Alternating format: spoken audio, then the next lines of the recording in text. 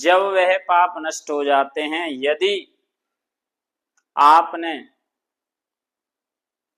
तर्पण नहीं किया तो अतर्पिताः शरीरात् रुधिरम पिबन्ति, अर्थात बिना तृप्ति के या बिना तर्पण के यदि आप अपने दिन को और इन विशेषकर इन षोडश तिथियों में यदि आप अपने पितरों के निमित्त जल इत्यादि नहीं देते हैं, जल पिंडदान, तो अतर्पिताः आपके पितृ जो हैं वो तृप्त नहीं होते हैं। तो वो करते क्या हैं?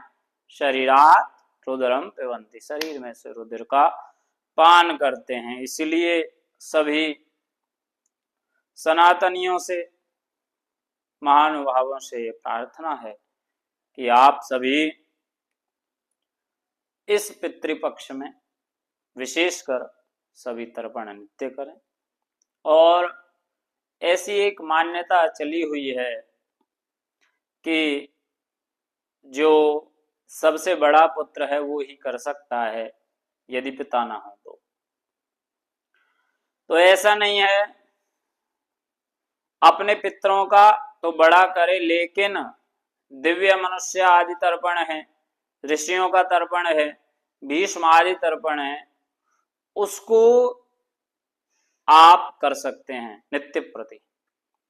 और यदि बड़ा पुत्र करने में असमर्थ है तो उत्तरोत्तर क्रम से उस तर्पण को कर सकते हैं, उससे आगे फिर उससे अनुज, फिर उससे अनुज, इस प्रकार से तर्पण करने की विधि है। प्रचलन में लोगों का कहना ऐसा होता है कि या तो सबसे बड़ा पुत्र करे या सबसे छोटा। इत्थम नास्ति, ऐसा नहीं है। शास्त्रों में ये विधान है कि सभी को पृथक पृथक करने का अधिकार है। यदि पितृ जीवित हैं तो बड़ा पुत्र करे, और यदि नहीं है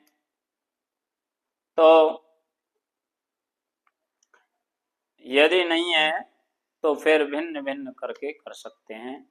सभी को तर्पण करना अत्यंत आवश्यक है, क्योंकि तर्पण भी हमारे नित्य कर्म में से एक है। और विशेषकर श्राद्ध पक्षों में ये 16 तिथियां पितरों के निमित्त ही बनाई गई हैं। पितृ इसमें इधर ही निवास करते हैं, अतः सभी तर्पण अवश्य करें। और तर्पण के बाद में किसी विप्र, सुयोग्य विप्र से यह कराएं, और अनंतर विप्रदेव को श्राद्ध भी अवश्य